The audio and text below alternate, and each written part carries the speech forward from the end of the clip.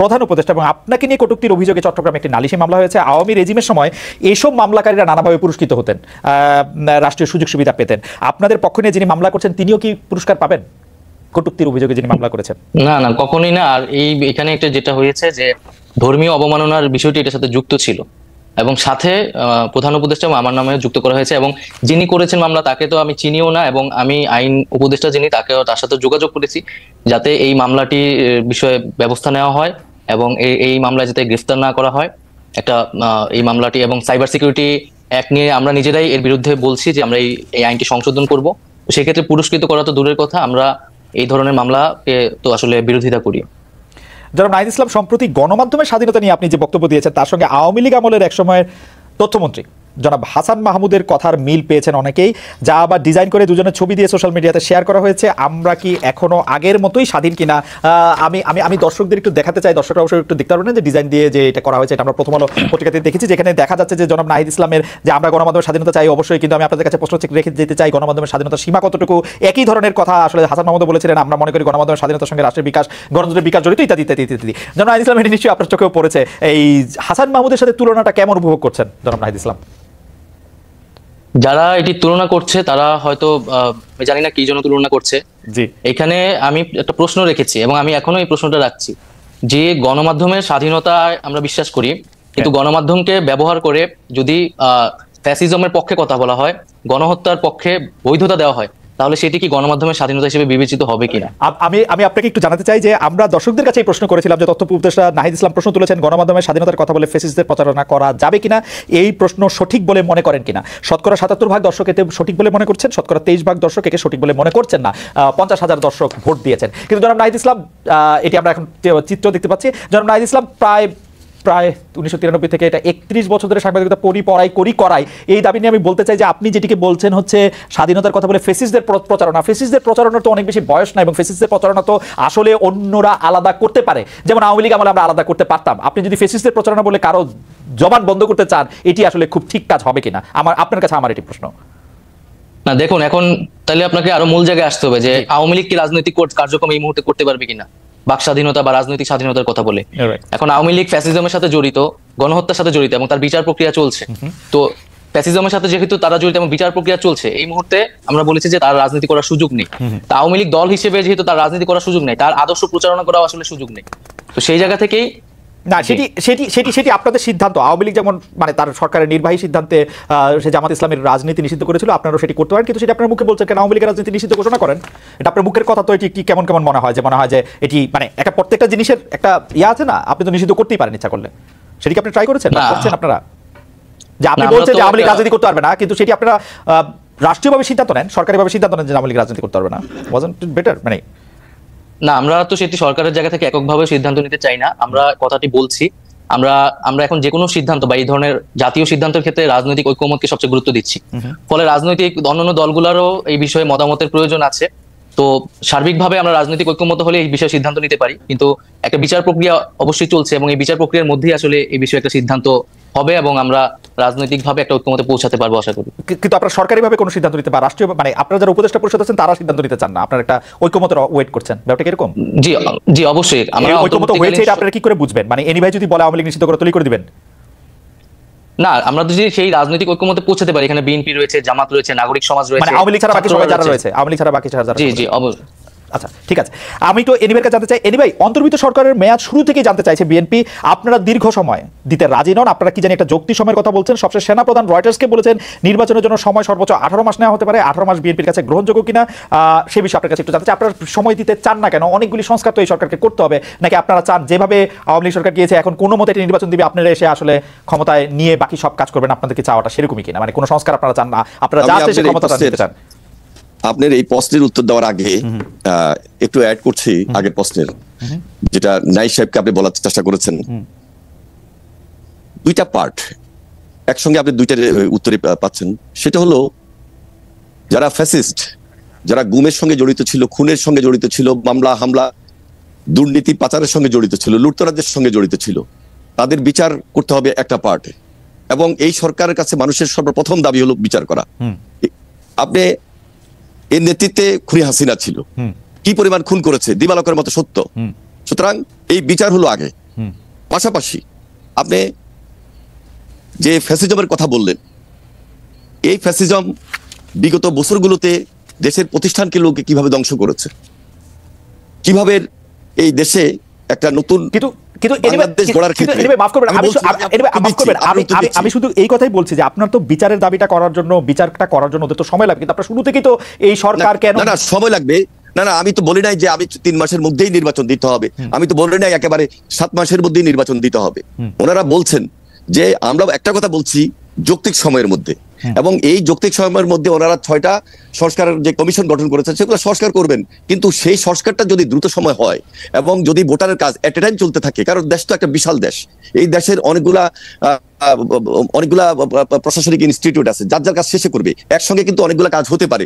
একদিকে বিচারের কাজ চলবে, একদিকে বাংলাদেশ গড়ার জন্য নতুন করে যে সংস্কারের কাজ সেগুলো করবে, আরেকদিকে আপনি আজকে বলছেন যে গতকালকে বলছেন যে ভোটার সম্পন্ন করবেন, সেগুলো তো একই প্রক্রিয়া।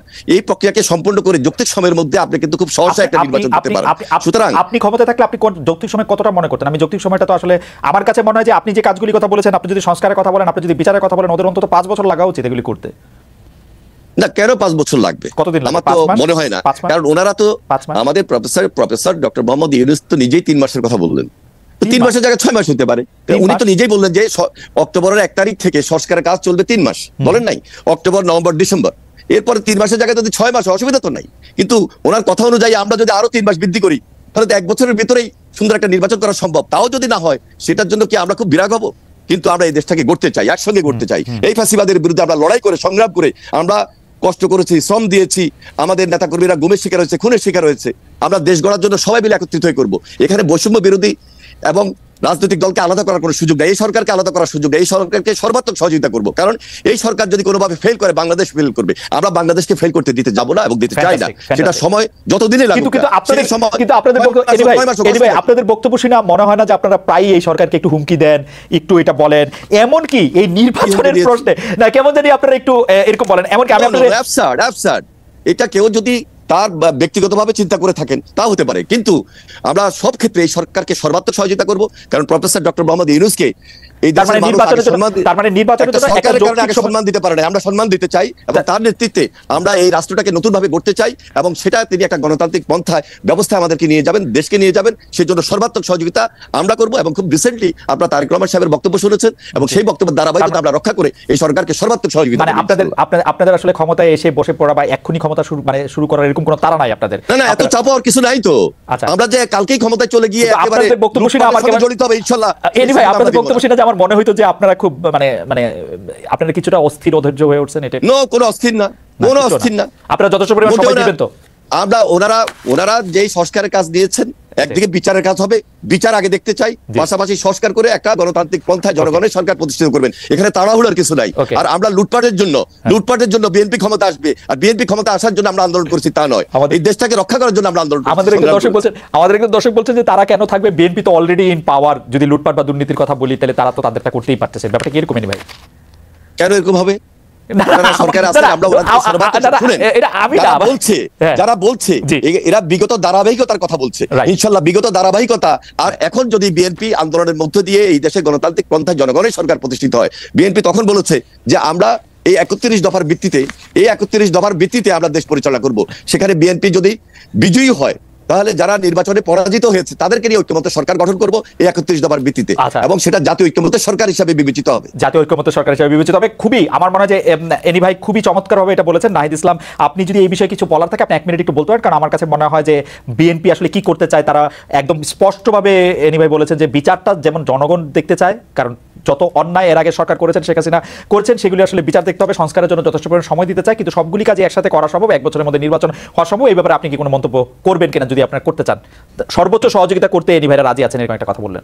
না, অবশ্যই আমরাও সেই সহযোগিতা চাই, এবং রাজনৈতিক দলগুলোর সহযোগিতা ছাড়া আসলে এই সরকারকে ফাংশন করানো সম্ভব নয়। এবং এই সরকার কিন্তু অভ্যুত্থানের সমর্থনে গড়ে উঠেছে, এবং এই অভ্যুত্থানে যেহেতু একটা জাতীয় ঐক্যমত্য তৈরি হয়েছে, সকল রাজনৈতিক দলগুলা এবং ছাত্র জনতার অংশগ্রহণ ছিল, ফলে এই সরকার কিন্তু সবাইকেই প্রতিনিধিত্ব করে। এই জন্য আমি এর আগেও যেটা বলেছি যে কোনো জাতীয় সিদ্ধান্তের জন্য আমরা কিন্তু এই রাজনৈতিক দলগুলো এবং ছাত্র জনতার ঐক্যমত্যের ভিত্তিতেই জি, দেশ পরিচালনা আমার করতে মনে চায়, হয় নির্বাচনের একই রকম মেয়াদে এনি ভাইও সিদ্ধান্ত প্রায় তিনি একই নিতে রকম চায়। কথাই বলেছেন। কিন্তু জনাব ইসলাম, সম্প্রতি আপনার একজন সতীর্থ, একজন সমন্বয়ক নিজেকে ঢাকা বিশ্ববিদ্যালয়ের শিবির সভাপতি ঘোষণা করেছেন।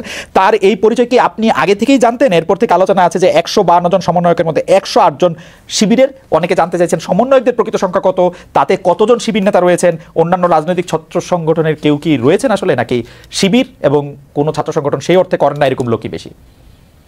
দেখুন, আমরা যখন এই আন্দোলনটা গড়ে তুলেছিলাম এবং আমরা কিন্তু এই আন্দোলনে কেউ রাজনৈতিক পরিচয়কে সামনে এনে এই আন্দোলনটি করিনি। সবার রাজনৈতিক পরিচয়টি এক পথে সরিয়ে আমরা দল মত পরিচয় ভুলে গিয়ে এই আন্দোলনটা করেছি। ফলে এখানে কে শিবির, কে ছাত্র দল, কে কোন সংগঠন করে এটা কিন্তু বিবেচনা হয় নাই। এখন একটা পরিস্থিতিতে কেউ যদি তার নিজের সংগঠন, নিজের রাজনীতি করতে চায়, সেই সুযোগ কিন্তু আছে। ইভেন আমি যে নিজে যে ছাত্র সংগঠনের সাথে জড়িত ছিলাম, ছাত্র শক্তি, গণতান্ত্রিক ছাত্র শক্তি, তার নামও কিন্তু আমরা এই অভ্যুত্থানের আগে বা পরে কোথাও কিন্তু উল্লেখ করি নাই। কারণ আমরা মনে করি এই আন্দোলনটি একটা ঐক্যমত্যের ভিত্তিতে সাধারণ শিক্ষার্থীর জায়গা থেকে মূলত এই আন্দোলনটি শুরু হয়েছে, পরিচালনা হয়েছে এবং সম্পন্ন হয়েছে।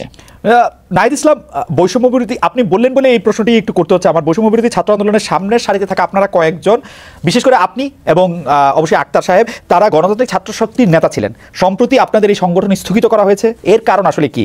ডক্টর ইউনূসের 2.5 মাসের দল নাগরিক শক্তির সাথে এর সম্পর্ক রয়েছে কি? না, ডক্টর মোহাম্মদ ইউনূসের দলের সাথে এটার কোনো সম্পর্ক নাই। আমরা এই দলের নামও জানতাম না। ছাত্র শক্তি নামে 60-এর দশকেও একটা ছাত্র সংগঠন ছিল আসলে, তো আমরা সেটার সাথে এটা সম্পর্ক নেই। এবং এই সংগঠনটি আমরা স্থগিত করা হয়েছে কারণ যেহেতু এই সংগঠনের প্রধান নেতৃত্ব যারা, আক্তার হোসেন তিনি নাগরিক কমিটিতে এখন কাজ করছেন এবং আমি এবং আসিফ মাহমুদ সরকারে কাজ করছি। ফলে নেতৃত্ব ছাড়া এই সংগঠনটি কিন্তু এখন রান করতে পারছে না। ফলে এই কারণে কমিটিটি স্থগিত করা হয়েছে এবং ছাত্র রাজনীতি নিয়ে যেহেতু একটি আলোচনা চলছে, সংস্কারের কথা চলছে, তো সেই পরিবর্তিত পরিস্থিতি অনুযায়ী আমরা সামনের সিদ্ধান্তটি হয়তো নিবে এবং যারা এখন মাঠে আছে ছাত্র শক্তিতে কাজ করছে তারাই মূলত ছাত্র শক্তির বিষয়ে চূড়ান্ত সিদ্ধান্ত নিবে। আচ্ছা, আপনার রাজনৈতিক ভবিষ্যৎ এবং ব্যক্তিগত ভবিষ্যৎ নিয়ে আমরা একটু জানতে চাইবো এবং সেটা আপনি আসলে কিরকম দেখতে চান সেটা আমরা জানতে চাইবো। তার আগে একটু এনিভের কাছে জানতে চাই যে এনিভে আপনাদের দীর্ঘদিনের জোট এবং যুগপত নেতা, যুগপত আন্দোলনের সঙ্গে জামায়াতের সঙ্গে আগের সখ্য আর আপনাদের নাই। অন্তর্বর্তী সরকারের সঙ্গে তাদের ঘনিষ্ঠতা নিয়ে বিএনপি শীর্ষ পর্যায় থেকেও এক ধরনের বিরক্তি আমরা দেখেছি। সরকারি প্রতিষ্ঠান, বিশ্ববিদ্যালয়ে বিভিন্ন নিয়োগের ক্ষেত্রে জামায়াত আপনাদের থেকে একটু এগিয়ে থাকছে বলে মনে হয়। আপনার কাছে কি মনে হয় যে এই সরকার আসলে জামায়াতকে আপনাদের থেকে বেশি গুরুত্ব দিচ্ছে, বা এই সরকার একটু চাচ্ছে যে জামায়াত ক্ষমতায় আসুক, আপনাদের থেকে বেশি গুরুত্ব পাক? আসলে আমরা এইগুলা মোটেও মনে করি না, কারণ আমরা কি করছি, কি করব, এটা হলো আমাদের নেক্সট স্টেপ। আর আপনি যেটা বলছেন, জামাতের সঙ্গে আমরা এখানে কোনো মানে একটা আলাদা কম্পিটিশন গড়ে তুলছি না। জামাতের একটা আদর্শভিত্তিক রাজনীতি আছে, আমাদের বিএনপির একটা আদর্শভিত্তিক রাজনীতি, যার যার রাজনীতি শেষে করছে। শুধু দেখুন যে আমরা যে রাজপথে যে আন্দোলন করেছি, সেই আন্দোলনের মধ্যে জামাত তাদের ভূমিকা ছিল, আমাদের ভূমিকা ছিল, এবং যুগপথ আন্দোলন করতে গিয়ে অনেক রাজনৈতিক দল তারা তাদের ভূমিকা পালন করেছে। সুতরাং যার যার রাজনীতি, যার যার আদর্শ ভিত্তিক। সুতরাং এখানে কারোর সঙ্গে আমরা কারোর একেবারে বৈরিতা নিয়ে আমরা সেখানে এখনই কম্পিটিশনে চলে যেতে হবে, সেখানে মারামারি হানাহানি সেই দিকে আমরা জাতিকে নিয়ে যাওয়ার জন্য কোনোভাবে পক্ষপাত করছি না, বা পক্ষপাতমূলক আচরণ আমাদের মধ্যে নাই। আমাদের একটাই টার্গেট, এই ফ্যাসিবাদের বিরুদ্ধে আমরা লড়াই করেছি, সংগ্রাম করেছি। যে কথাটা একটু আগে নাইট সাহেব বললেন যে আমাদের টার্গেট হলো আন্দোলনের ফসল। আমরা সবাই মিলে যুগপৎ আন্দোলন করেছি, সবাই মিলে আন্দোলন করেছি, আন্দোলনে আমরা কাঙ্ক্ষিত লক্ষ্যে পৌঁছেছি। এখন আমাদের দেশ গড়ার আন্দোলন, দেশটাকে সুন্দর করব, ভবিষ্যৎ বাংলাদেশ কিভাবে হবে সেটার জন্য আমাদের করণীয় কি হওয়া উচিত সেটা আমরা বিবেচনা করছি। সেই ধাপে আমরা কাজ করছি এবং আমাদের পার্টি আমরা সবচেয়ে বেশি, আপনারা লক্ষ্য করেছেন যে এই সরকারকে সহযোগিতা করার জন্য এবং ভবিষ্যৎ বাংলাদেশ গড়ে তোলার জন্য আমরা সেই কাজটুকু করছি ইনশাআল্লাহ। কিন্তু আপনারা কি এটা ফিল করতেছেন যে সরকারের সাথে আপনাদের সম্পর্ক থেকে জামায়াতের সম্পর্ক একটু বেশি গভীর? বিশ্ববিদ্যালয়গুলিতে নিয়োগের পজিশনগুলিতে মানে বিটিভি থেকে শুরু করে বিশ্ববিদ্যালয়ের সব জায়গায় আপনারা নাই, জামায়াত ইসলামী আছে। মুখ্য নয় তারা, আমার মনে হয় এগুলো খুব মুখ্য না। কে কোথায় আছে, অর্থ হলো যে অ্যান্টি আওয়ামী লীগ, রাইট, যেখানে অ্যান্টি আওয়ামী লীগ সেখানে এই যে হ্যাঁ, যেখানে অ্যান্টি আওয়ামী লীগ আজকে যারা দেশের বাবুর্তি ক্ষুণ্ণ করেছে, দেশকে ধ্বংস করে দিয়েছে, তাদের বিরুদ্ধে এই জাতীয় ঐক্যবদ্ধভাবে লড়াই করেছে, সংগ্রাম করেছে এবং ভবিষ্যতে এই দেশটাকে আমরা সুন্দর বাংলাদেশ গড়ার জন্য সবার সহযোগিতা কামনা করছি এবং সবাই কে নিয়ে আমরা পেশাদার বিরোধী। কিন্তু আপনারা চান না এই প্ল্যাটফর্মটা নেতৃত্বে বিএনপি থাকুক, এই প্ল্যাটফর্মটা নেতৃত্বে কখনো নাহিদ ইসলামকে, কখনো নাহিদ ইসলামকে, কখনো শফিকুর রহমানকে দেখা যাচ্ছে। এটা আপনাদের জন্য একটু বেদনাদায়ক কাজ করি, একটু বেদনাদায়ক। কখনো ছাত্ররা, কখনো বিএনপির পলিটিক্স, খালেদা জিয়ার নেতৃত্ব, তারেক রহমানের নেতৃত্ব যদি সবার সামনে খুব স্পষ্টভাবে সবাইকে আকৃষ্ট করতে পারে, তাহলে অবশ্যই আমাদের নেতৃত্ব জনগণ আমাদের সামনে বসাবে। কিন্তু এই সরকার পতনে তো তারেক রহমানের ভূমিকা জিরো, কেউ কেউ বলছেন। তারেক রহমান যদি না এখন তো আপনি বললেন, আর কেউ কেউ বলছে হয়তো আপনাকে বলেছেন, কিন্তু আমাদেরকে বলেন নাই, বরং এই কথা বলেছেন যে তারেক রহমান বিদেশে বসেও, যেখানে দেশনেত্রী বেগম খালেদা জিয়া এত অসুস্থ ছিলেন, তার মধ্যে দেশের তারেক রহমান বিএনপির ভারপ্রাপ্ত চেয়ারম্যান হিসেবে দায়িত্ব নেওয়ার পর তিনি আমাদের ওয়ার্ড লেভেল ইউনিয়ন লেভেল, থানা লেভেল, উপজেলা লেভেল, আমাদের কেন্দ্র এবং জেলা লেভেলে যেভাবে দলকে ঐক্যবদ্ধ করেছেন এবং জাতিকে সকল রাজনৈতিক দলকে ঐক্যবদ্ধ করেছেন, সে আন্দোলনের ফসল হিসাবে আমাদের ছাত্র ভাইরা যখন কাঙ্ক্ষিত লক্ষ্যে পৌঁছার জন্য এগিয়ে গিয়েছেন, সেখানে তারেক রহমানের নেতৃত্বে তিনি সমর্থন দিয়েছেন এবং পরবর্তীতে সর্বশেষ যখন শহীদ মিনারে আমাদের ছাত্র ভাইরা যখন আহ্বান জানিয়েছে সকল রাজনৈতিক দলকে, তখন তার নেতৃত্বে এই বিএনপি স্ট্যান্ডিং কমিটির অনেক নেতৃবৃন্দ জেলে ছিলেন, আমরা অনেকেই জেলে ছিলাম, কিন্তু তিনি দেশের শেষের বাইরে বসেও যেভাবে নেতৃত্ব দিয়েছেন, সেই নেতৃত্বের ফসল হিসাবে আজকে সবাই মিলে ঐক্যবদ্ধ বাংলাদেশ। আপনাকে ধন্যবাদ। আমি একটু জনাব নাহিদ ইসলাম আপনার কাছে প্রশ্নে যাওয়ার আগে আমাদের দর্শকদের মধ্যে একটা বড় অংশ মানে যে বিষয়টি আমার মাধ্যমে আপনার কাছে উপস্থাপিত করতে বলেছেন, সেই দুটি বিষয় আগে একটু বলে রাখি। 43তম বিসিএস এর পাস করার পরও তাদের গেজেট নোটিফিকেশন কেন হয় নাই, সেটি আপনার একটু আমলে আছে কিনা, সেটি নিয়ে আপনি কোনো কিছু করছেন কিনা, সেই ব্যাপারে তারা একটু জানতে চেয়েছেন। আরেকটি বিষয় জানতে চেয়েছেন যে তারা বয়স সীমা, সরকারি চাকরির বয়স সীমা 35 বছর বয়স পর্যন্ত হবে কিনা, সেটি আপনারা কিভাবে করবেন সেটি জানতে চেয়েছেন। আর আমার প্রশ্নটিও করে রাখি, আপনি আমাদের অনেকগুলি প্রশ্ন রয়েছে, শুধু আপনি যদি খুব না এই দুটো যদি আপনি জবাব দেন, তারপর আমি মানে আপনার মতামত বলেন, তারপর আমরা প্রশ্নটি করি, কারণ এই প্রশ্নটি আবার এনিওয়ের বক্তব্যের সাথে লিঙ্ক। জি না, এখানে হচ্ছে প্রশাসন তো সংস্কারের কমিশন হয়েছে, বয়স সীমার বিষয়টাও আলোচনা হচ্ছে এবং দ্রুত সময়ের মধ্যেই পিএসসির সাথেও আমাদের আলোচনা হচ্ছে, যাতে এই যে নিয়োগ পরীক্ষা, শুধু বিসিএস না, অনেকগুলো পরীক্ষা স্থগিত আছে, সেই পরীক্ষাগুলো যাতে দ্রুত দেওয়ার ব্যবস্থা করা যায়, সে বিষয়ে আমরা কাজ করছি। আশা করি খুব দ্রুত সময়ের মধ্যেই সেটি পরীক্ষাগুলো হবে। ওকে। আর প্রশ্নটি হচ্ছে যে এক দফা সরকার পতন আন্দোলনের আগে আপনাদের যে 9 দফা দাবি ছিল, তাতে দলীয় লেজুর ভিত্তিক ছাত্র রাজনীতি নিষিদ্ধের দাবি ছিল আপনাদের, কিন্তু অনেক ক্ষেত্রে সেটি দলীয় লেজুর ভিত্তিক ছাত্র রাজনীতি না হয়ে গোটা ছাত্র রাজনীতি নিষিদ্ধের দিকে আপনারা যাচ্ছেন, এটি একটা কথা। আরেকটি কথা হচ্ছে যে উপাচার্যদের সরিয়ে দেওয়া হয়েছে, বড় পদগুলিতে নতুন নিয়োগ হয়েছে, 2-3 মাস বন্ধ থাকার পরে ক্লাসও শুরু হয়েছে, কিন্তু ছাত্রলীগের যারা নেতাকর্মী আছেন তাদের লেখাপড়ার কি হবে? আপনারা তারা তো ক্যাম্পাসে ফিরতে পারছে না, রাজশাহীতে জাহাঙ্গীরনগর বিশ্ববিদ্যালয়ে তাদেরকে পিটিএ মারা ঘটনা ঘটেছে, তাদের আসলে ভবিষ্যৎ কি হবে? এই দুটি ব্যাপারটা যদি একটু বলেন। আরেকবার একটু যদি বলতেন। মানে একটা তো হচ্ছে যে 9 দফার একটা দফা ছিল যে ছাত্র রাজনীতি থেকে দলীয় লেজুরভিত্তি মুক্ত করবেন, কিন্তু এখন দেখা যাচ্ছে ছাত্র রাজনীতি জি দেখুন, ছাত্র রাজনীতি নিষিদ্ধের কথা কিন্তু মানে আমরা বলছি না, বা বৈষম্যবিরোধী ছাত্র আন্দোলন থেকেও বলা হচ্ছে না সরাসরি, মূলত সাধারণ শিক্ষার্থীদের জায়গা থেকে এটি আসছে। এটি আসছে কেন, এটাও আমাদের একটু বুঝতে হবে যে আমাদের কিন্তু শিক্ষার্থীদের একটা দীর্ঘদিনের ট্রমা রয়েছে, যে একটা ক্ষমতায় সরকার যায় এবং তার ছাত্র সংগঠন সেখানে ক্ষমতা চর্চা করে, দখলদারিত্ব করে এবং শিক্ষার্থীদের উপর নির্যাতন করে।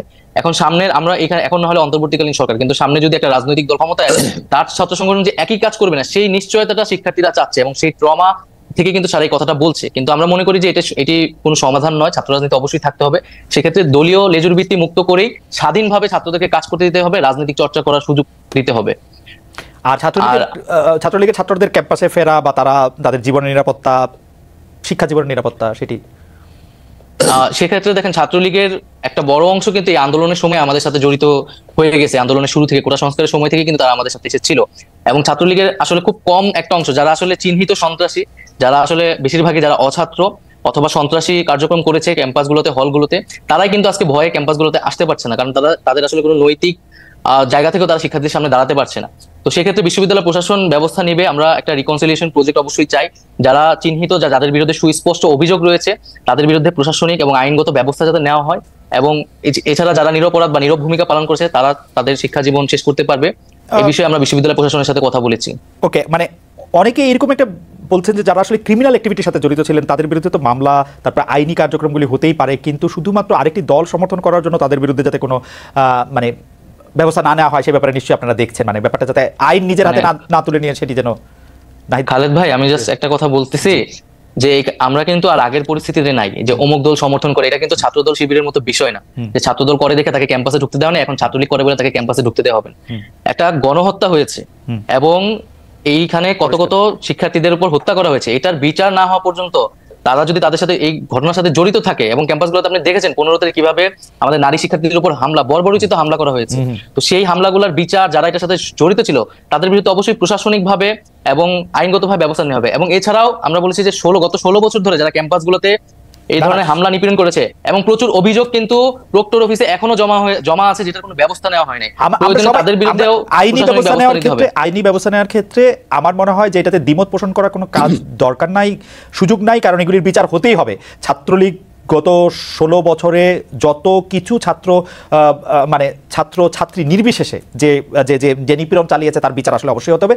আমাদের শুধু কথা ছিল যে সেটি যেন আইনি প্রক্রিয়ার মাধ্যমে হয়। শুধুমাত্র আপনি এটি পরিষ্কার করলেন যে শুধুমাত্র ছাত্রলীগ, ছাত্র শিবির, ছাত্র দল বলেই তাকে ক্যাম্পাসে ঢুকতে দেওয়া হবে না, এরকম কোনো কিছুর ব্যাপারে আপনার সিদ্ধান্ত নেন। আপনাকে ধন্যবাদ। আমি একটু এনিভাইয়ের কাছে যেতে চাই। এনিভাই, এই আপনি জানেন যে দলের মাননীয় মহাসচিব মানে বাংলাদেশ জাতীয়তাবাদী দলের মাননীয় মহাসচিব পরিষ্কার বলেছেন যে ছাত্র রাজনীতি বন্ধের বিরোধিতা করেছেন, যেটি ছাত্র রাজনীতি বন্ধ হিসাবে আপনি এটি দেখছেন, সেটি আপনি আসলে কিভাবে দেখেন?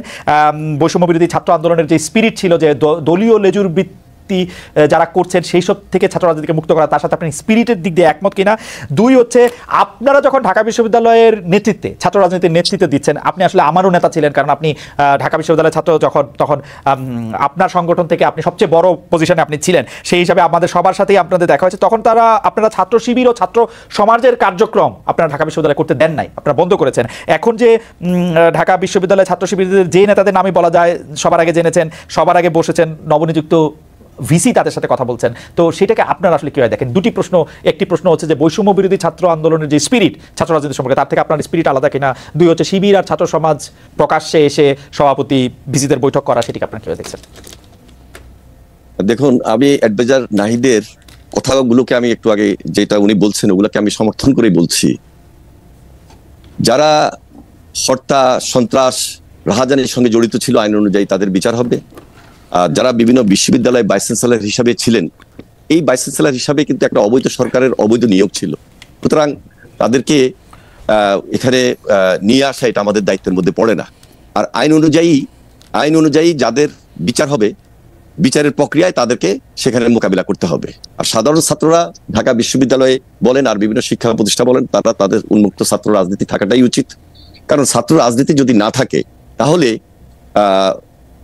দুর্বৃত্তায়ন কিন্তু বেড়ে যাবে, এটা সন্ত্রাস, অত্যাচার, নির্যাতনের মাত্রাও বেড়ে যাবে। তবে আমরা যারা লেজুর ভিত্তিক ছাত্র রাজনীতির কথা বলার চেষ্টা করছি, আসলে লেজুর ভিত্তিক ছাত্র রাজনীতিকে আমরা ওন করি না। আমরা বাংলাদেশ জাতীয়তাবাদী দল, আমাদের একটা সহযোগী ছাত্র সংগঠন আছে, ঠিক অন্যান্য দলেরও সহযোগী বা অঙ্গ সংগঠন আছে। তারা তাদের রাজনীতি অবশ্যই করা উচিত, ছাত্র রাজনীতির ভাবমূর্তি রক্ষা করে ছাত্র রাজনীতি করতে হবে। হ্যাঁ, এখানে যেটা সাধারণ ছাত্রদের পক্ষ থেকে কথা উঠেছে যে ছাত্র রাজনীতি আসলে বন্ধ করবে কি করবে না, সেটার জন্য ডায়লগ হতে পারে, আলোচনা হতে পারে, এবং সেটা কি কি ছাত্র রাজনীতি সংস্কার হতে পারে, গুণগত পরিবর্তন আনা যায়, এবং ছাত্রদের জন্য ছাত্র রাজনীতি, শিক্ষা প্রতিষ্ঠানের মধ্যে যেন ছাত্র রাজনীতি সেটা ছাত্রদের অধিকার প্রশ্নে থাকে, সেগুলোকে প্রাধান্য দিয়ে সকল রাজনৈতিক দলের সঙ্গে যদি আমরা ডায়লগের প্রেক্ষাপট তৈরি করি। ইতিমধ্যে বৈষম্য বিরোধী ছাত্র আন্দোলনের যারা নেতৃত্ব আছেন তাদের সঙ্গে আমরা কথা বলেছি, আলোচনা হয়েছে। সেই আলোচনার পরিপ্রেক্ষিতে আমি এটাই বলতে পারি, তাদের নিজস্ব একটা থিঙ্ক ট্যাঙ্ক আছে, তারাও আলোচনা করছেন যে আমরা কোনোভাবেই ক্যাম্পাসে ছাত্র রাজনীতি থাকবো না, এই কথা আমরা বলতে চাই না। হ্যাঁ, ছাত্র রাজনীতির সেখানে অবশ্যই সচেতন হতে হবে, দায়িত্বশীলতার পরিচয় দিতে হবে, রেগুলার ছাত্ররা যেন ছাত্র রাজনীতি করেন, সেখানে যেন সংস্কার নিয়ে আসতে পারি, সেই ডায়লগ কিন্তু আপনি জানেন সবকিছু, কারণ আপনার আপনি প্রখর মেধাবী একজন মানুষ এবং আপনার মনেও থাকে, এখন তো আপনি রাজনীতি করছেন সেগুলো, কিন্তু আপনি জানেন যে বৈষম্য বিরোধী ছাত্র আন্দোলনের একাধিক সমন্বয়ক ঢাকার বাইরে সমাবেশ করতে গিয়ে বাধার মুখে পড়েছিলেন। কোনো কোনো ক্ষেত্রে অভিযোগ রয়েছে বিএনপি সমর্থিত ছাত্র সংগঠন, ছাত্র দল এসব ঘটনার সাথে সম্পৃক্ত ছিল। এই বিষয়টি নিয়ে কি আপনি কিছু বলবেন? আমি আপনাকে বলে রাখি, আমরা কিন্তু দেখেছি যে ছাত্রদল এটা অস্বীকার করেছে, কিন্তু এটা তো আমাদের মুখস্থ। এখন ছাত্রলীগ নাই এবং ছাত্রলীগের কারো এরকম সাহস নয় যে এইগুলি আইসা এরকম বাধা দেবে। এগুলি যদি করে তাহলে এটা ছাত্রদলই করছে। ছাত্রলীগ নাই, আওয়ামী লীগ নাই, তাদের প্রেতাত্মারা আছে, তাদের অর্থ আছে, কড়ি আছে, এবং তারা সবাই কিন্তু হাসিনার মতো পালিয়ে যায় নাই, তাদের সবাই কিন্তু এই দেশেই আছে, এবং তারা বসে আজকে বিভিন্নভাবে ষড়যন্ত্রে লিপ্ত, দেশের বাইরে এবং দেশের ভিতরে বসে। সুতরাং এটাকে কোনোভাবে আপনি উপেক্ষা করতে পারবেন না। আর ছাত্রদল কোনোভাবে এই সমস্ত ঘটনার সঙ্গে সম্পৃক্ত না। আমরাও দুই চারটা কথা এরকম শুনেছি, কিন্তু এই শোনার ক্ষেত্রে এবং আমাদের নির্দেশনা এবং আমরা সহযোগিতা করেছি, আমাদের বিভিন্ন ডিস্ট্রিক্টে আমরা সহযোগিতা করেছি। আমাদের এই বৈষম্য বিরোধী ছাত্রদের ভিতরে লুকিয়ে থাকা কিছু কিছু দুর্বৃত্ত কিন্তু থাকার হয়তো চেষ্টা করছে, হয়তোবা এরা বৈষম্য বিরোধী ছাত্রদের নামে না, কিন্তু ষড়যন্ত্র করছে যারা করার। আমরা এই ব্যাপারে খুবই স্পষ্ট, এবং আমাদের ছাত্র সংগঠন জাতীয়তাবাদী ছাত্রদল আমরা সর্বাত্মক সহযোগিতা করছি এই কারণে যে এই দেশে ছাত্র রাজনীতির ভাবমূর্তিকে আমরা পুনরুদ্ধার করব, এই দেশে ছাত্র রাজনীতি যেন থাকে এবং আপনি তো এত চমৎকার বলেন, শুনতে ইচ্ছা করে শুধু, কিন্তু আপনি এটা বলেন যে আপনারা ছাত্রদলের পক্ষ থেকে কি এরকম কথা শুনতে পাচ্ছেন না যে আমরা এতদিন ধরে 15, 16, 17 বছর ধরে রাষ্ট্র ক্ষমতায় নাই, রাষ্ট্রের বিভিন্ন নিপীড়ন যন্ত্রের মুখোমুখি হয়েছে, এখন আবার নতুন করে ক্ষমতাটা, বিশেষ করে তরুণদের বা যুবকদের ক্ষমতাটা আরেকজনের কাছে যখন যায় প্রকটভাবে, তারা সেটিকে আসলে সমূলে প্রথম থেকেই এটিকে উৎপাদিত করতে চাইবেন, এবং সেটিতে আপনাদেরও নির্দেশনা চাইছেন যে তারা এটি করার জন্য? দেখুন, আমাদের যে বয়স, আমি যদি আমাকেই বলি, যে বয়স, আমি নিজেকে এখনো তো বলি না যে আমাদের তরুণ পার হয়ে গেছে। ঠিক একইভাবে আমাদের ভারপ্রাপ্ত চেয়ারম্যান তারেক রহমান তিনিও কিন্তু আমাদের তরুণদের নেতা। আর আমরা স্যালিউট করি যে এই দেশে তরুণদের নেতৃত্বেই আন্দোলন অতীত হয়েছে, ভবিষ্যতে মানে এবারও হয়েছে, এবং ভবিষ্যতে তরুণরাই দেশ গড়বে। সুতরাং তরুণদেরকে গাইড করা, তরুণদের সঙ্গে থেকে দেশ গড়া, এটা আমাদের কাজ, এটা আমাদের স্পিরিট। আমরা এই স্পিরিটের সঙ্গে একত্রিত হয়ে এখনো বলছি যে বাংলাদেশের ছাত্র রাজনীতি এবং এই যে জেড জেনারেশন, এদের পরামর্শগুলো গ্রহণ করা, এদের সঙ্গে আলোচনা করা এবং এদের ভাবমূর্তিকে ধরে রেখে কাজ করা, এবং ভবিষ্যতে এরা যারা ছাত্র রাজনীতির সঙ্গে সম্পৃক্ত হয়, কারণ ছাত্র রাজনীতির সঙ্গে যদি সম্পৃক্ত এরা না হয় তাহলে এই দেশের ছাত্র রাজনীতির নতুন ভাবমূর্তি তৈরি হবে না, যেটা ছাত্র রাজনীতির উপর অনেক কালিমালেপন হয়েছে অতীতে, সেটাকে গুছিয়ে এনে ভবিষ্যতে ভাবমূর্তি তৈরি করে এই জেনারেশন যেন এগিয়ে যায়, সেই জন্য সর্বাত্মক সহযোগিতা আমরা এই জেনারেশনকে করবো এবং সর্বাত্মক সহযোগিতা করছি এবং করবো। আমি একটু নাহিদ ইসলামের কাছে শুনি। জনাব নাহিদ ইসলাম, আপনি জানেন যে ছাত্র আন্দোলনে যারা সমন্বয়ক ছিলেন তারা জেলা জেলায় মত বিনিময় সভা করেছেন, অনেক জায়গায় এই নিয়ে গন্ডগোল হয়েছে। আপনাদের রাজনৈতিক দল গঠন কি বাধার মুখে পড়ছে কিনা, এই বাধা দেওয়ার ক্ষেত্রে আপনি বিএনপি জামায়াতের কোনো ভূমিকা দেখেন কিনা? দল ঘোষণা না হলেও স্পষ্টতই সমন্বয়করা এখন রাজনৈতিক কর্মসূচিতে আছেন, এর খরচ কিভাবে জোগাড় হচ্ছে?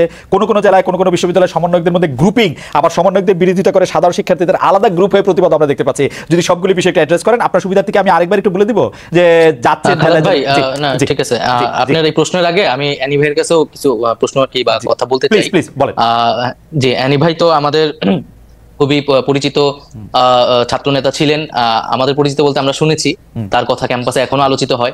তো এখানে যে একটা বিষয় যে আমরা যেটা বারবার বলছি যে ছাত্ররা স্বাধীনভাবে আসলে রাজনৈতিক কার্যক্রম করতে হবে তাদেরকে, এবং সেক্ষেত্রে রাজনৈতিক দলগুলোর কিন্তু সবচেয়ে বেশি ভূমিকা রাখতে হবে, এবং এই মুহূর্তে তাদের এই কমিটমেন্টটা ছাত্রদের কাছে করতে হবে যে একটা ছাত্র সংগঠনকে কি তারা কেবল তাদের দলীয় কাজে লেজুর হিসেবে ব্যবহার করবে নাকি স্বাধীনভাবে তাদের ক্যাম্পাসগুলোতে শিক্ষার্থীদের পক্ষে কাজ করার সুযোগ করে দেবেন, 1 নাম্বার। 2 নাম্বার হচ্ছে ছাত্র রাজনীতি বা ছাত্র নেতৃত্বের বিকাশের প্রধানতম জায়গাটা কিন্তু ছাত্র সংসদ নির্বাচন, এবং আমরা কিন্তু 90-এর ডাকসুর কথাও শুনেছি, এবং কিন্তু 90 পরে বিএনপি যখন ক্ষমতায় আসলো তখন কিন্তু ছাত্র সংসদ নির্বাচন আমরা দেখতে পেলাম না, এবং যার ধারাবাহিকতা আওয়ামী লীগে রেখেছে, এবং 28 বছর কিন্তু ডাকসু নির্বাচন ছিল না। ডাকসু নির্বাচন ছাড়া, ছাত্র সংসদ ছাড়া কিন্তু আপনি কোনো ছাত্র রাজনীতি আসলে কল্পনা মানে যে ছাত্র রাজনীতি সেটা আসলে সঠিক নেতৃত্ব চর্চাটা হয় না। তো ছাত্র সংসদ এই নির্বাচনটা আসলে এই বিএনপি যদি ক্ষমতায় আসে তারা এটা অব্যাহত রাখবে কিনা, বা তারা পূর্বে এটি রাখেনি কেন, এই বিষয়টা আমি তার কাছে জানতে চাচ্ছি। আর দ্বিতীয়ত আপনি যে বিষয়টা বললেন, এখানে বৈষম্যবিরোধী আন্দোলনের পক্ষ থেকে বা আমাদের কারো পক্ষ থেকে কিন্তু রাজনৈতিক দল করার কথা বলা হয়নি, এবং এটি আরো স্পষ্ট করছি, আমরা দুইজন যারা এখানে সরকারে এসেছি তাদের সাথেও কিন্তু বৈষম্যবিরোধী আন্দোলনে একটা তফাৎ ঘটে গেছে, এবং আমরা কিন্তু তাদের সাংগঠনিক কার্যক্রমে এই মুহূর্তে যুক্ত থাকছি না, কারণ আমরা সরকারের কাজে মনোনিবেশ করছি। বৈষম্যবিরোধী ছাত্র আন্দোলন তার যে দাবি দেওয়া, তার 1 দফা 9 দফা এগুলো কিন্তু এখনো পূরণ হয়নি, হত্যার বিচার হয় নাই, আহত এবং শহীদ পরিবারদেরকে এখনো সহযোগিতা পৌঁছানো যায়, তারা কিন্তু সেই দাবিগুলো নিয়ে কাজ করছে। সেটার জন্য বৈষম্যবিরোধী আন্দোলন দেশ পুনর্গঠনে ছাত্রদের জায়গা থেকে কাজ করছে, এবং সারা দেশে যে শিক্ষার্থীরা আন্দোলন করছে তাদের সাথে একটা মত বিনিময়, তারা কি ভাবছে সেই জায়গাতে কিন্তু তারা আমাকে একটু সাহায্য করবেন। প্রথম কথা হচ্ছে যে আপনি বলছেন যে আপনি এবং জনাব আসিফ এবং আমি ধরে নিচ্ছি যে জনাব মাহফুজও, তাহলে আপনারা বৈষম্য বিরোধী ছাত্র আন্দোলনের সাথে আপনারা একটু দূরত্ব মেনটেন করছেন, অর্থাৎ আপনারা সরকারে আছেন, বৈষম্য বিরোধী ছাত্র আন্দোলনের যে সমন্বয়কদের যে কাজ তাদের যে এর সাথে আপনাদের সম্পর্ক এখন একটু দূরবর্তী, মানে ডে টু ডে অপারেশন কোনটা নাই। জি, আচ্ছা, বৈষম্য বিরোধী ছাত্র আন্দোলন কোন সরকার দলীয় কিন্তু প্ল্যাটফর্ম না, আসলে এটি একটি স্বতন্ত্র প্ল্যাটফর্ম, অভ্যুত্থান নেতৃত্বদানকারী প্ল্যাটফর্ম, এবং অভ্যুত্থানের আকাঙ্ক্ষা বাস্তবায়নে তারা কাজ করছে, এবং খুব শীঘ্রই হয়তো বৈষম্য বিরোধী আন্দোলন পুনর্গঠিত হবে, সেখানে হয়তো আমরা তো থাকবো না, আমরা এখন থেকেই নাই, আমরা কিন্তু কোনো সাংগঠনিক কার্যক্রম অংশগ্রহণ করছি না। কিন্তু জনাব নাহিদ ইসলাম, আপনি অনুষ্ঠান শুরুর আগে আমি আর এনি ভাই আলোচনা করছেন আপনার সাথে, আপনি এখনো মাত্রই শিক্ষা জীবন হয়তো আপনার শেষের পথে বা শেষ আপনি করছেন, মানে আপনি যদি আরো বেশি পড়াশোনা করেন সেটা তো আপনি করতেই পারবেন, কিন্তু তাহলে আপনার বা আসিফ মাহমুদের বা জনাব মাহফুজের জনাব আসিফ মাহমুদের তাদের ভবিষ্যৎ কি? মানে তারা আপনারা কি করবেন? মানে আপনারা তো রাজনীতিই করবেন তাই না? মানে আপনারা তো চাকরি বাকরি করতে পারবেন না, পারবেন কি জানি না, চাকরি বাকরি করতে পারবো কিনা। আমরা দেখেন, আমার ব্যক্তিগতভাবে আমি কিন্তু রাজনৈতিক আকাঙ্ক্ষা ছিল দেখে আমরা ছাত্র সংগঠন গড়ে তুলেছি এবং ক্যাম্পাসে কাজ করেছি, ফলে সেই রাজনৈতিক আকাঙ্ক্ষা কিন্তু আমাদের আছে। তবে রাজনীতি কিন্তু কোনো একক সিদ্ধান্ত না, আমি ব্যক্তিগতভাবে কোনো সিদ্ধান্ত নিতে পারি না।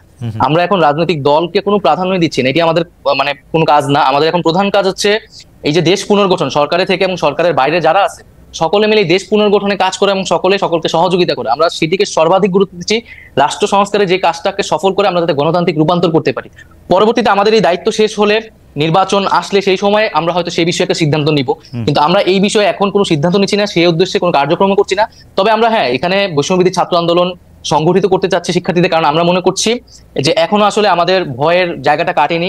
গণঅভ্যুত্থানকে রক্ষা করার জন্য হলেও এবং তার আকাঙ্ক্ষা বাস্তবায়নের জন্য হলেও শিক্ষার্থীদের মধ্যে সেই সাংগঠনিক জায়গাটা থাকা দরকার। নাহিদ, এ ব্যাপারে আমার কৌতূহল আসলে একটু বেশি, সেজন্য আমি একটু জানতে চাইছি যে সত্যি আমি যদি মানে I can feel for you, যে ধরেন আমি এখন আসছি, এখন এটা 1 বছর থাকবো, 2 বছর থাকবো, 3 বছর থাকবো সরকারের জন্য, সেটা আমি জানি না। আমি এখন যেখানে আসছি, আমি যদি এখন রাজনীতি না করি, আমাকে আসলে চাকরি করতে হবে। কারণ আমার বিশ্বাস বৈষম্য বিরোধী ছাত্র আন্দোলনের সঙ্গে আপনারা যারা ছিলেন, তারা এমন কোনো দুর্নীতির সঙ্গে সম্পৃক্ত হবেন না যে আপনারা 1 বছর 2 বছর সরকারের থেকে এত টাকা আপনাদের হবে যে আপনাদের সারা জীবন আর কিছু না করলে হবে। আপনাদের আসলে আপনি আমি যারা একই ধরনের পরিবার থেকে আসছি, আমাদের আসলে পরিবারটি বয়ে নিয়ে যাওয়ার জন্য আমাদের কাজ করতে হবে কোনো না কোনো কাজের সাথে। সেটা আপনি কিভাবে করবেন মনে করেন যে, বা আপনার পরিকল্পনাটা কি আসলে, মানে এটা তো আপনাকে ভাবতে হবে, মানে আপনি কি ভাবছেন সেরকম? কারণ আপনি না, এখন চাকরি ভাবি নাই এবং ভাবার সময়ও পাচ্ছি না আসলে। রাইট। কিন্তু যেটা ধরেন আপনি রাজনৈতিক দল কিন্তু একটা সহজ কথা না। রাজনৈতিক কিছু মানুষ জড়ো হলে এটা রাজনৈতিক দল হয়ে যায় না। সেটার জন্য আদর্শ লাগে, যেটার জন্য সংগঠন লাগে এবং কর্মসূচি লাগে। এখন আমাদের কাছে কিন্তু সেই সময়টা নাই যে আমরা একটা রাজনৈতিক দলের পিছিয়ে আসলে গড়ে তোলার জন্য সময়টা দিব। আমরা আসলে গভর্নমেন্টে আছি, আপনি পরিস্থিতি বুঝতেছেন, আমাদের এই সময়টা কতটা পরিশ্রম করা লাগতেছে। এবং আমরা যেই প্রতিশ্রুতি নিয়ে এসেছি, আমরা কিন্তু একক সিদ্ধান্তে ব্যক্তিগত জায়গা থেকে আসি নাই। মানুষের কাছে কিন্তু আমাদের জবাবদিহিতা করতে হবে যে তাদের আকাঙ্ক্ষাটা আমরা বাস্তবায়ন করতে পারছি কিনা, বা আমরা আমাদের ভূমিকাটা পালন করতে পারছি কিনা। তো সেইটাই আমাদের সবচেয়ে বেশি মনোযোগ, আমরা সেই কাজটা সম্পূর্ণ করতে চাই। তারপরে আমরা আমাদের ব্যক্তিগত, দলীয়, রাজনৈতিক সেই বিষয়গুলো নিয়ে আমরা ভাববো। আচ্ছা, আমার শুভেচ্ছা এবং শুভকামনা থাকলো আপনাদের প্রতি। আমি একটু জনাব এনি ভাই, আপনার কাছে আমি শেষ দুটি প্রশ্ন নিয়ে আসতে চাই। এই দুটি প্রশ্নের মধ্যে থেকে প্রথম প্রশ্নটি হচ্ছে যে, আওয়ামী লীগ সরকারের বিরুদ্ধে আপনাদের বড় দুটি অভিযোগ ছিল যে বেগম খালেদা জিয়াকে চিকিৎসার জন্য বিদেশে যেতে দেওয়া হচ্ছে না। আমরা দেখেছি এই সরকার, অন্তর্বর্তী সরকার ক্ষমতা গ্রহণের মধ্যে দ্রুততার সাথে বেগম খালেদা জিয়ার মামলার ব্যাপারটি নিষ্পত্তি করা এবং তার পাসপোর্ট ফিরিয়ে দেওয়ার ব্যাপারে চেষ্টা করেছে। কিন্তু বেগম খালেদা জিয়ার বিদেশে যেতে কি আসলে কোনো বাধা রয়েছে কিনা, তিনি দেশে যাচ্ছে না কেন? এবং আরেকটি অভিযোগ ছিল যে তাদের মামলার আশঙ্কার কারণে জনাব তারেক রহমান দেশে ফিরতে পারছেন না, এরকমটা আমরা শুনেছি। কিন্তু এই সরকার ক্ষমতা এসেছে, সেটিও 60 দিন হয়ে গেল, জনাব তারেক রহমান দেশে ফিরছেন না কেন, বেগম খালেদা জিয়াকে কেন বিদেশ নিয়ে যাচ্ছে না, যেটি প্রধান দাবি ছিল। আপনি যদি খুব সংক্ষেপে আমাদেরকে একটু বলেন। ধন্যবাদ আপনাকে। একটু আগে অ্যাডভাইজার নাহিদ যে প্রশ্নটা আমার সামনে তুলে ধরেছেন, আমি সেটা আগে বলছি যে ডাকসু নির্বাচন, আমি বরাবরই 90 পরে বিএনপি যখন 91-এ এই দেশের রাষ্ট্রীয় ক্ষমতা আসে, আমি 90-র ডাকসুতে আমি নিজেও ইলেকশন করেছি এবং সেখানে আমি নির্বাচিত হয়েছি আমার গোপন পরিষদ। এর পরবর্তীতে ডাকসু নির্বাচন কেন হয় নাই? তো ওই সময় আমাদের রেগুলার স্টুডেন্ট এবং ইরেগুলার স্টুডেন্টদের মধ্যে একটা কম্পিটিশন ছিল, এবং আমি রেগুলার স্টুডেন্টের পক্ষে ফাইট করেছি, দল আমাকে মনোনয়ন দিয়েছে। তার মানে কি, বিএনপি রেগুলার স্টুডেন্টের পক্ষে অবস্থান নিয়েছে, কিন্তু ইরেগুলার স্টুডেন্টের পক্ষে নিয়েছে তখন কিছু irregular student plus Awami League, Chhatra League, যার কারণে সেই নির্বাচন হতে পারে নাই। সেকেন্ড, 93-তে আবার যখন ডাকসু নির্বাচন হয়, তখন আমাকে দল বিপি নমিনেশন দিয়েছে, সেটাও কিন্তু রেগুলার স্টুডেন্ট এবং ইরেগুলার স্টুডেন্টের ফাইট ছিল। সেখানে একই জিনিস ঘটনা ঘটেছে, সেখানে আমরা বরাবরই ডাকসুর পক্ষে ছিলাম, বাংলাদেশ জাতীয়তাবাদী দল, কিন্তু এই চক্রান্তকারীদের, আওয়ামী লীগের বা মুজিববাদী ছাত্রলীগের, তখন ওই ষড়যন্ত্রের কারণে আমরা নির্বাচন করাই নিতে পারি নাই। হ্যাঁ, এটাকে আপনি স্বাভাবিকভাবে বিএনপি সরকারের ছিল, কিন্তু আমরা সরকারের থাকলেও বিশ্ববিদ্যালয় একটা স্বায়ত্তশাসিত প্রতিষ্ঠান, সরকার সেখানে সরাসরি হস্তক্ষেপ করার কোনো সুযোগ নাই। আর ভবিষ্যতে বিএনপি যদি এদেশের জনগণের সরকার হিসাবে ম্যান্ডেট পায়, তখন বিএনপি আবারও বলছে যে আমরা এককভাবে সরকার পরিচালনা করবো না, সকলকে নিয়ে ঐক্যমত সরকার গঠন করব, এবং সেখানে অবশ্যই শুধু তখন যখন বিপি নূর আমরা সেই নির্বাচনে অংশগ্রহণ করেছি। আপনার বক্তব্য পুরো পরিষ্কার। ভবিষ্যতে যে ডাকসু নির্বাচন হবে, সেই ডাকসু নির্বাচন অবশ্যই হওয়া উচিত এবং আমরা সেখানে সর্বাত্মক সহযোগিতা করবো। এবার আসুন, দেশনেত্রী বেগম খালেদা জিয়া দীর্ঘদিন অসুস্থ ছিলেন, এখনো অসুস্থ আছেন। ওনার বিদেশে যাওয়ার ক্ষেত্রে এখন কোনো বাধা নেই, তবে এখানে বিদেশে যে ডাক্তার বিদেশে কোথায় যাবেন সেগুলো একটা প্রিপারেশন আছে, সেই প্রিপারেশন নিয়ে আমরা অপেক্ষা রয়েছি। ইনশাল্লাহ খুব শীঘ্রই আমরা চেষ্টা করবো দেশের বেগম খালেদা জিয়া উন্নত চিকিৎসার জন্য দেশের বাইরে উনি যাবেন। এবং আমাদের প্রিয় নেতা জনাব তারেক রহমান, তিনি ওনার যে মামলাগুলো তিনি নিজে মোকাবেলা করতেছেন, মামলাগুলো যদি আইনি প্রক্রিয়া সবকিছু সমাধান হয়ে যায়, খুব শীঘ্রই ইনশাল্লাহ উনি দেশে ফিরবেন এবং বাংলাদেশ যে বিএনপি এবং এই দেশের রাজনীতিতে ওনার ভূমিকা উনি যেভাবে পালন করেছেন বেশি এবং দায়িত্বশীলতার সহিত পালন করবেন। আমি ভাই একটু বুঝতে চাই যে জনাব তারেক রহমানের বিরুদ্ধে মামলা এখন রয়েছে, কিন্তু তিনি কি এখনো এই একই আশঙ্কা করছেন যে তিনি দেশে নামার সাথে সাথে তাকে গ্রেফতার হতে পারে? না, উনি মামলাগুলো তো মোকাবেলা করে আসছেন। মোকাবেলাটা লন্ডনে বসে করতে হবে কেন? কেন লন্ডনে বসে করতে হবে? স্বাভাবিক উনি নেতৃত্ব দিয়েছেন, ওনার বিরুদ্ধে ফেভারেবল গভর্নমেন্ট, অনেক মামলা হয়েছে, ফেভারেবল গভর্নমেন্ট আছে, তারপরে তো আইন আছে। গভর্নমেন্ট আসলেই যে ওনাকে আইন মোকাবেলা করতে হবে, দেশে থেকে মামলা মোকাবেলা করা সম্ভব না। আপনি তো দেশে থেকে মামলা মোকাবেলা করছেন এনি ভাই। তারেক রহমান, তারেক রহমানের জীবন সবসময় আওয়ামী লীগের কাছে তখন এখন এই 60 দিন আওয়ামী লীগের হিসাবে আমি আনতেছি না, এই 60 দিন এই সময়ে উনি আসবেন, উনি মোকাবেলা করে আসবেন, এই কারণে আসবেন যে উনি এসে যেন আমাদের সঙ্গে সম্পৃক্ত হয়ে জাতীয় রাজনীতিতে ওনার যে ভূমিকা সেগুলো তিনি সরাসরি আমাদের সঙ্গে থেকে কাজ করতে পারেন। উনি আসার কারণে, আইনের কারণে যদি ওনাকে জেলে যেতে হয়, সেই জিনিসটা আমরা ওনার জামিন হবে, সেটা তো কি অসুবিধা? ওনার তো সর্বোচ্চ আদালতে না জামিন হবে, জামিন এটা ইন্টারেস্টিং। তবে এনিওয়ে আমার কাছে মনে হয় এটি আমার কাছে মনে হয় আপনার সাথে তারেক সাহেবের কথা হয়, ওনাকে জামিন দিয়ে দিবে। আমার সাথে মনে হয় যে আপনার সাথে তারেক সাহেবের নিয়মিত কথা হয়, আপনার দলের এটিতে আপনারা একটি পরিষ্কার সিদ্ধান্ত জাতির সামনে দিলে এটি মনে ভালো হয়। যাই হোক, কারণ আমার কাছে এটি এখনো খুব গ্রহণযোগ্য মনে হচ্ছে যে দেশে এসে কেন মামলা লড়তে পারবেন না, তিনি দেশে এসে কেন, এটা আমি জানি না কেন। হয় মামলা লড়ছেন, তো মামলা বাইরে বসে লড়ছেন এতদিন, উনি মামলা লড়ছেন, একই ধারাবাহিকতা লড়ছেন। কেন বিদেশ থেকে কেন হয়নি ভাই, লন্ডন থেকে কেন? নাহিদ, আপনারা কি তারেক সাহেবকে আসতে দিচ্ছেন না? না না, আমাদের পক্ষ থেকে এরকম এটা মানে তিনি ইচ্ছা করলে আসতে পারেন, এটা তা আইন রয়েছে, সেই আইন অনুযায়ী। আমার কাছে মনে হচ্ছে এই ব্যাপারটা নিয়ে আসলে আমরা নিশ্চয়ই একটা ক্লিয়ার পিকচার পাবো। আমার এনিভার জন্য আরেকটি প্রশ্ন আছে, সেই প্রশ্নটি আমি একটু করে, আমাদের হাতে একটু সময় না, I just want to request hour producer to extend it for 2 or 3 more minutes, because আমি আমি একটু এনিভাইকে জানতে চাই যে এনিভাই 5 আগস্টের পরে সংখ্যালঘু সম্প্রদায় আক্রান্ত হয়েছে, জাতীয় সঙ্গীত নিয়ে প্রশ্ন তোলা হয়েছে, মাজার ভাঙার ঘটনা করেছে, দরবার আক্রমণ করেছে, নারীরা আক্রমণের মুখে পড়েছে, নারীদের পোশাক নিয়ে কথা বলেছে, হিজবুত তাহরির প্রকাশে তৎপর, সামনে দুর্গাপূজার আয়োজন নিয়ে নানা শঙ্কা। অন্তর্বর্তী সরকার কি সব বিষয়ে ঠিক মতো সামলাতে পারবে, কি মনে করেন আপনি? দেখুন, আমি আগে বলেছি দেশের ভিতরে এবং বাইরে বসে কিন্তু অনেক ষড়যন্ত্র চলতেছে। বিবিসি একটা নিউজও করেছে, এবং এই দেশে যে সমস্ত নিউজগুলো হচ্ছে, বিশেষ করে হিন্দু সম্প্রদায়কে নিয়ে, এগুলো ম্যাক্সিমাম ফেক, এবং বাংলাদেশের বাইরে বসেও এই সমস্ত ষড়যন্ত্রগুলো হচ্ছে।